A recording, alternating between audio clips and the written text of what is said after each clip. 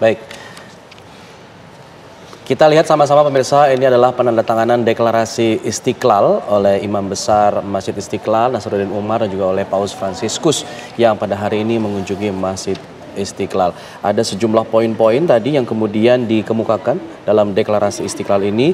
Kalau saya bisa mengulang kembali adalah bagaimana kemudian memajukan nilai-nilai tradisi agama, lalu kemudian menghimbau para pemimpin agama untuk bekerja sama menangani krisis. Ada dua krisis yang disoroti, yaitu krisis dehumanisasi dan juga perubahan iklim yang saat ini sedang terjadi di seluruh dunia.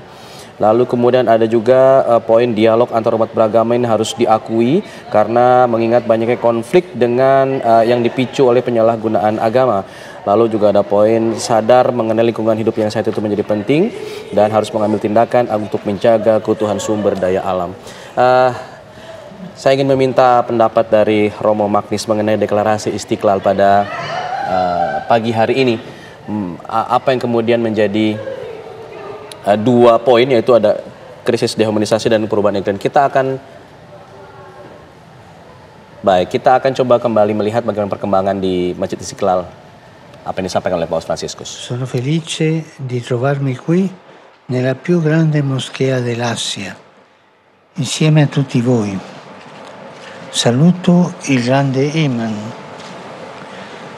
e lo ringrazio per le parole che mi ha rivolto, ricordando che questo luogo di culto e di preghiera è anche una grande casa per l'umanità, in cui ciascuno può entrare per fermarsi con se stesso, per dare spazio a quell'anelito di infinito che porta nel cuore per cercare l'incontro con il divino e vivere la gioia dell'amicizia con gli altri.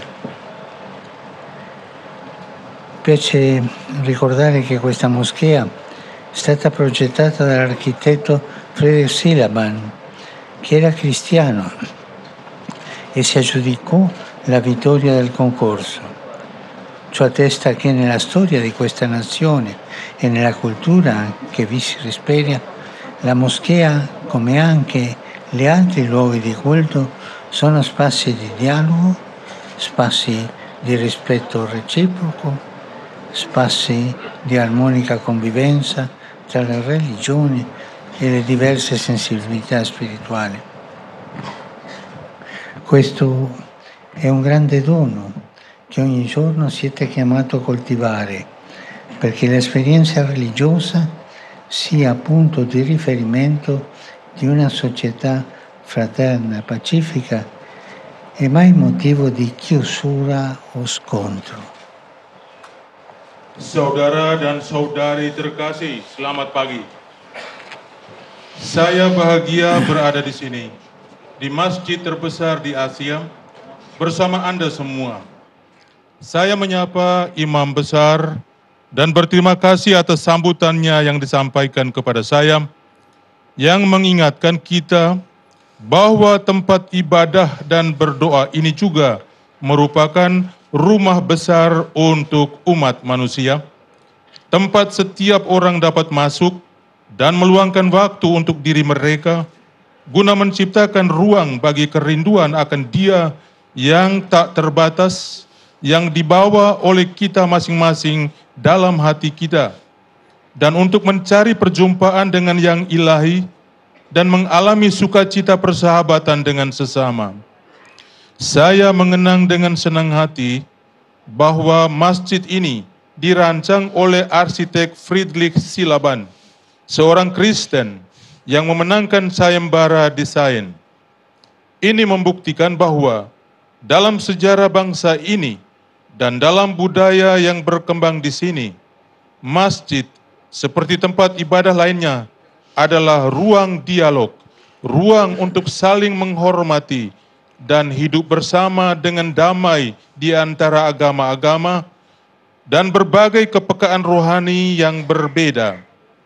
Ini adalah sebuah anugerah besar di mana setiap hari Anda dipanggil untuk merawatnya, sehingga pengalaman keagamaan Anda dapat menjadi titik rujukan bagi masyarakat yang damai dan bersaudara dan tidak pernah menjadi alasan untuk menutup diri dan berseteru. A tale proposito va menzionata la costruzione di un tunnel sotterraneo, il tunnel dell'amicizia, che collega la moschea Istiklal alla cattedrale di Santa Maria dell'Assunzione. Si tratta di un segno eloquente che permette a questi due grandi luoghi di culto di essere non soltanto uno di fronte all'altro, ma anche uno collegato all'altro. Questo passaggio infatti permette un incontro, permette un dialogo, una reale possibilità di scoprire e trasmettere la mistica di vivere insieme, la mistica di mescolarsi, di incontrarci, la mistica di partecipare a questa marea un po' caotica che può trasformarsi in una vera esperienza di fraternità, in una carovana solidale, in un santo pellegrinaggio. Vi incoraggio a proseguire su questa strada, che tutti insieme, ciascuno coltivando la propria spiritualità e praticando la propria religione, possiamo camminare alla ricerca di Dio e contribuire a costruire società aperte, fondate sul rispetto reciproco e sull'amore vicendevole, capaci di isolare le rigidità, i fondamentalismi, gli estremismi, che sono sempre pericolosi e mai giustificabili. Mengenai hal ini, haruslah disebut terowongan bawah tanah, terowongan persahabatan yang menghubungkan Masjid Istiqlal dan Katedral Santa Maria diangkat ke surga. Ini adalah simbol yang bermakna, yang memperkenankan dua tempat ibadah agung tidak hanya berhadapan satu sama lain, tetapi juga terhubung satu sama lain. Sungguh, lorong ini memungkinkan perjumpaan, dialog, dan kemungkinan nyata untuk menemukan dan membagikan mistik hidup bersama, berbaur, dan bertemu, mengambil bagian dalam gelombang yang meskipun agak kacau, dapat menjadi pengalaman nyata persaudaraan dalam iring-iringan solidaritas, peziarahan suci. Saya mendorong Anda untuk melanjutkan di jalan ini sehingga kita semua bersama-sama masing-masing mengembangkan spiritualitasnya dan mengamalkan agamanya, dapat berjalan dalam pencarian akan Allah, berkontribusi terhadap pembangunan masyarakat yang terbuka, yang didasarkan atas sikap saling menghargai dan mengasihi satu sama lain, mampu melindungi diri dari kekerasan hati, fundamentalisme dan ekstremisme yang selalu berbahaya dan tak pernah dapat dibenarkan. La prima è guardare sempre in profondità, perché solo lì si può trovare ciò che unisce al di là delle differenze. Infatti, mentre in superficie ci sono gli spazi della moschea e della cattedrale, ben definiti e frequentati dai rispettivi fedeli, sottoterra, lungo il tunnel, quelle stesse persone diverse si incontrano e possono accedere al mondo religioso dell'altro, l'incontro. Quest'immagine ci ricorda una cosa importante, che gli aspetti visibili della religione, i riti, le pratiche e così via, sono un patrimonio tradizionale che va tutelato e rispettato. Ma ciò che sta sotto, quello che scorre in modo sotterraneo, proprio come il tunnel dell'amicizia, potremmo dire la radice comune a tutte le sensibilità religiose, è una sola: la ricerca dell'incontro con il divino, la sete di infinito che l'Altissimo ha posto nel nostro cuore, la ricerca di una gioia più grande e di una vita più forte di ogni morte, che anima il viaggio della nostra vita e ci spinge a uscire dal nostro io per andare all'incontro con Dio.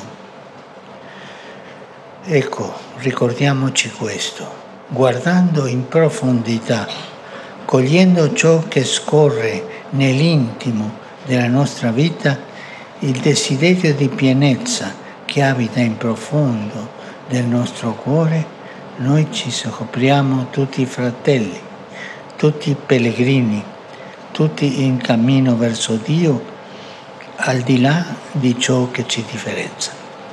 Berkaitan dengan ini, saya ingin meninggalkan dua pesan untuk Anda. Yang pertama adalah selalu melihat secara mendalam, karena hanya di sanalah Anda dapat menemukan apa yang menyatukan di balik perbedaan. Faktanya, sementara di permukaan ada ruang masjid dan katedral yang didefinisikan dengan baik dan sering dikunjungi oleh umat beriman masing-masing, di bawah tanah, di sepanjang terowongan, orang-orang yang sama yang berbeda itu bertemu dan dapat mengakses dunia keagamaan yang lain. Gambaran ini mengingatkan kita pada suatu yang penting, bahwa aspek-aspek agama yang terlihat, ritus, praktik, dan sebagainya adalah warisan tradisional yang harus dilindungi dan dihormati. Tetapi apa yang di bawah, yang mengalir di bawah tanah, seperti halnya terowongan persahabatan, kita dapat mengatakan akar umum dari semua kepekaan keagamaan hanya satu: pencarian perjumpaan dengan yang ilahi, dahaga akan ketidakterbatasan yang telah ditempatkan oleh Yang Maha Tinggi di hati kita masing-masing, pencarian akan kegembiraan yang lebih besar dan kehidupan yang lebih kuat dari kematian apapun, yang menghidupkan perjalanan hidup kita dan mendorong kita untuk keluar dari ego kita untuk menuju Allah. Di sini, marilah kita mengingat satu hal ini, memandang secara mendalam, memahami apa yang mengalir di kedalaman kehidupan kita, hasrat untuk mencapai kepenuhan yang bersemayam di kedalaman hati kita. Kita menemukan bahwa kita semua adalah saudara, semua peziarah, semua dalam perjalanan menuju Allah, melampaui apa yang membedakan kita. Il primo invito era guardare sempre in profondità. Il secondo invito è avere la cura dei legami. Il tunnel è stato costruito da una parte all'altra per creare un collegamento tra due luoghi diversi e distanti. Questo fa il passaggio sotterraneo, collega ciò che crea un legame, collega e crea un legame. A volte noi pensiamo che l'incontro tra le religioni sia una questione che riguarda il cercare a tutti i costi dei punti in comune tra le diverse dottrine e professioni religiose. Ma in realtà può succedere che un approccio del genere finisca per dividerci, perché le dottrine e i dogmi di ogni esperienza religiosa sono diversi. Quello che realmente ci avvicina è creare un collegamento tra le nostre diversità, avere cura di coltivare legami di amicizia, di attenzione e di reciprocità. Sono relazioni in cui ciascuno si apre all'altro, in cui ci impegniamo a ricercare l'insieme, la verità, imparando dalla tradizione religiosa dell'altro. E impariamo a venirci incontro nelle necessità umane e spirituali. Sono legami che ci permettono di lavorare insieme, di marciare uniti nel perseguire qualche obiettivo, nella difesa della dignità dell'uomo, nella lotta alla povertà, nella promozione della pace. L'unità nasce dai vincoli personali di amicizia, nasce dal rispetto reciproco, dalla difesa vicendevole degli spazi e delle idee altrui, che possiate sempre avere cura di questo. Pesan yang kedua adalah agar menjaga ikatan. Terowongan itu dibangun dari satu sisi ke sisi lain untuk menciptakan hubungan antara dua tempat yang berbeda dan berjauhan. Inilah yang dilakukan lorong bawah tanah, menghubungkan, yaitu menciptakan ikatan. Kadang-kadang kita berpikir bahwa perjumpaan antara agama-agama adalah soal mencari titik temu antara doktrin dan pengakuan agama yang berbeda dengan segala cara. Kenyataannya, pendekatan semacam itu bisa saja berakhir dengan memecah belah kita, karena doktrin dan dogma masing-masing pengalaman keagamaan berbeda. Yang benar-benar mendekatkan kita adalah menciptakan hubungan antara perbedaan-perbedaan kita dengan menjaga agar ikatan persahabatan, perhatian, dan rasa timbal balik tumbuh. Itu adalah hubungan di mana masing-masing pihak terbuka kepada pihak lain, di mana kita berkomitmen untuk mencari kebenaran bersama dengan belajar dari tradisi agama pihak lain, untuk saling memenuhi kebutuhan manusia dan spiritual. Itu adalah ikatan yang memungkinkan kita untuk bekerja sama, untuk maju bersama dalam mengejar suatu tujuan, dalam membela martabat manusia, dalam memerangi kemiskinan, dalam memajukan perdamaian. Persatuan lahir dari ikatan persahabatan pribadi, dari rasa saling menghormati, dari saling mempertahankan ruang dan ide orang lain. Semoga Anda selalu menghayati. Cari fratelli e sorelle, promuovere l'armonia religiosa per il bene dell'umanità è l'ispirazione che siamo chiamati a seguire e che dà anche il titolo alla dichiarazione congiunta preparata per questa occasione. In essa assumiamo con responsabilità le gravi, talvolta drammatiche crisi che minacciano il futuro dell'umanità, in particolare le guerre e i conflitti, purtroppo alimentati anche dalla strumentalizzazione religiosa, ma anche la crisi ambientale, diventata un ostacolo per la crescita e la convivenza dei popoli. E davanti a questo scenario è importante che i valori comuni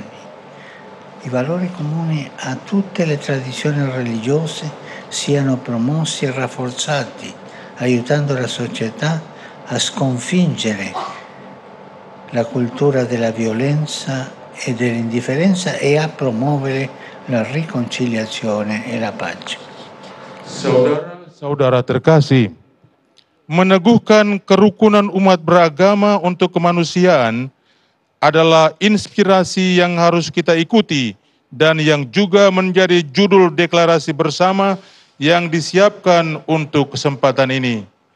Di dalamnya, kita bertanggung jawab menghadapi krisis serius dan terkadang dramatis yang mengancam masa depan umat manusia, khususnya perang dan konflik yang sayangnya juga dipicu oleh eksploitasi agama, tetapi juga krisis lingkungan yang telah menjadi hambatan bagi pertumbuhan dan kehidupan bersama masyarakat. Dan menghadapi skenario ini, penting untuk memajukan dan memperkuat nilai-nilai yang sama bagi semua tradisi agama, membantu masyarakat untuk mengalahkan budaya kekerasan dan ketidakpedulian, dan untuk memajukan rekonsiliasi dan perdamaian. Cari fratelli e sorelle, promuovere l'armonia religiosa per il bene dell'umanità è l'ispirazione che siamo chiamati a seguire e che dà anche il titolo di dichiarazione congiunta preparata per questa occasione. In essa assumiamo con responsabilità le gravi, talvolta drammatiche crisi che minacciano il futuro dell'umanità. In particolare le guerre, i conflitti, purtroppo alimentati anche dalla strumentalizzazioni religiose, ma anche la crisi ambientale diventata un ostacolo per la crescita e la convivenza dei popoli. E davanti a questo scenario è importante che i valori comuni a tutte le tradizioni religiose siano promossi e rafforzati, aiutando la società a sconfiggere la cultura della violenza e dell'indifferenza. Vi ringrazio per questo cammino comune che portate avanti. L'Indonesia è un grande paese, un mosaico di culture, di etnie, di tradizioni religiose, una ricchissima diversità che si rispecchia anche nella varietà dell'ecosistema e dell'ambiente circostante.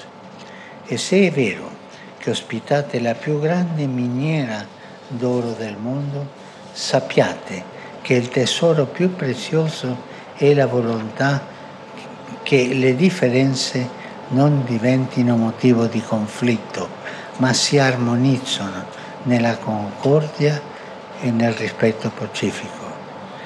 L'armonia, questo che voi fate.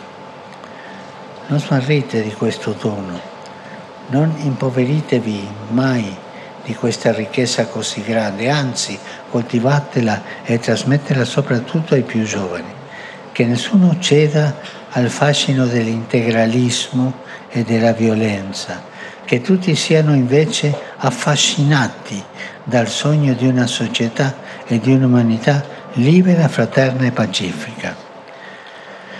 Grazie, grazie per il vostro sorriso gentile, grazie per il vostro sorriso gentile che sempre splende sui vostri volti ed è segno della vostra bellezza e della vostra apertura interiore. Dio vi conceda questo dono. Con il suo aiuto e la sua benedizione andate avanti. Bineka Tunggal Ika, uniti nella diversità. Grazie. Terima kasih atas perjalanan bersama yang kalian teruskan. Indonesia adalah negara besar, mosaik budaya, suku, bangsa, adat istiadat, keberagaman yang sangat kaya, yang tercermin pula dalam keanekaragaman ekosistem dan lingkungan sekitarnya.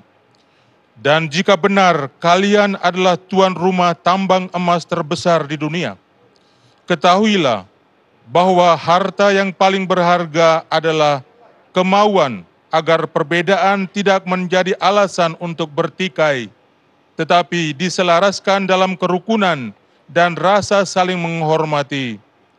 Jangan sia-siakan anugerah ini. Jangan pernah memiskinkan diri kalian dari kekayaan yang besar ini. Sebaliknya, kembangkan dan wariskan terutama kepada kaum muda. Semoga tidak ada seorang pun yang terjerumus dalam pesona fundamentalisme dan kekerasan.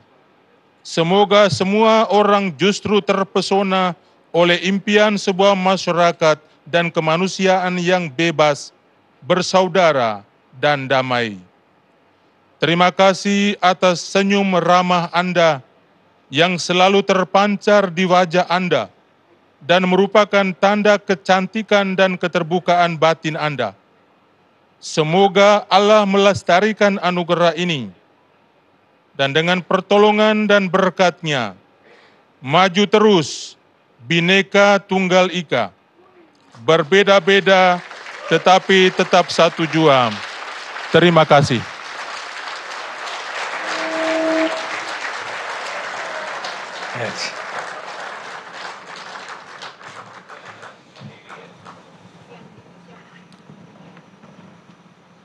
Ya, baru saja kita simak apa yang kemudian menjadi sambutan dan juga pesan dari seorang Paus Fransiskus terhadap masyarakat Indonesia dan kaum umat beragama. Ada beberapa hal yang menjadi poin-poin utama dalam pesan tersebut, yaitu adalah bagaimana pentingnya menjaga ikatan yang disimbolkan melalui terowongan silaturahmi yang tersaji menghubungkan antara Masjid Istiqlal dan juga katedral.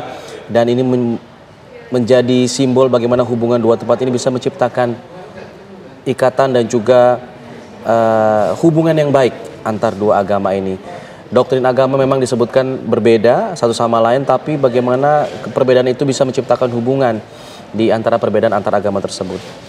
Juga menyebutkan bahwa Paus Fransiskus menyebutkan Indonesia ini negara besar, negara yang ragam budaya, ragam adat, dan meskipun punya status sebagai tuan rumah, sebagai tambang besar, tambang terbesar di dunia, tambang emas terbesar di dunia, tapi harta yang berharga ini adalah soal perbedaan yang harus disikapi dengan saling menghormati. Itu menjadi salah satu pesan utamanya. Saya ingin meminta pendapat dari Prof. Syafiq Mukhni yang masih tersambung bersama kami selaku Ketua PP Muhammadiyah dan juga Cendekiawan Muslim. Prof. Syafiq, kalau Anda melihat apa yang disampaikan pesan dari seorang Paus Fransiskus ini, bobotnya sangat luar biasa soal kerukunan antar umat beragama. Sebenarnya pesannya selaras dengan nilai-nilai agama Islam juga sebenarnya. Prof. Syafiq, silakan.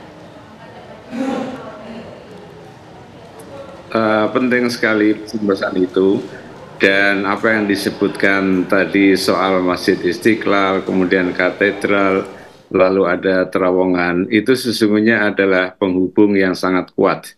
Kalau kita pandang masjid dan katedral itu sebagai tempat ibadah, maka penghubungnya adalah persoalan-persoalan kemanusiaan.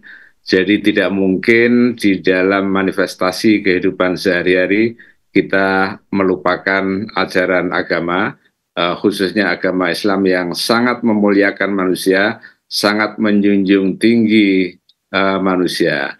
Dan saya kira ini sesuatu yang sangat konsisten dengan apa yang dilakukan oleh Paus Fransiskus ini. Kita ingat 5 tahun yang lalu ada dokumen Abu Dhabi yang ditandatangani oleh Grand Sheikh Al-Azhar dan Paus Fransiskus, yang judulnya adalah Human Fraternity.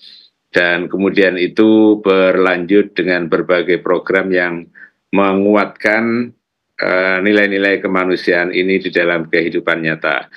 Dan di Indonesia mungkin kita melihat itu sudah banyak dilakukan, tetapi hari ini dengan dokumen Istiqlal itu memperteguh kembali, memperkuat komitmen kita untuk bekerja menyelesaikan persoalan-persoalan yang dihadapi oleh umat manusia, menghadapi tantangan-tantangan yang akan mengancam eksistensi lahiriah maupun eksistensi batiniah umat manusia. Dan disinilah maka tidak hanya sekedar kita hidup damai, tapi kita perlu kerja bareng, kerja bersama-sama, karena kita punya tantangan yang sama di dunia yang sama dan untuk mencapai cita-cita yang sama.